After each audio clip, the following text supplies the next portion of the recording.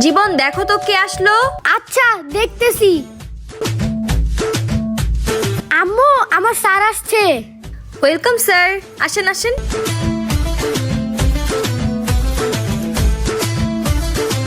Sir আপনার নাস্তা। Thank you.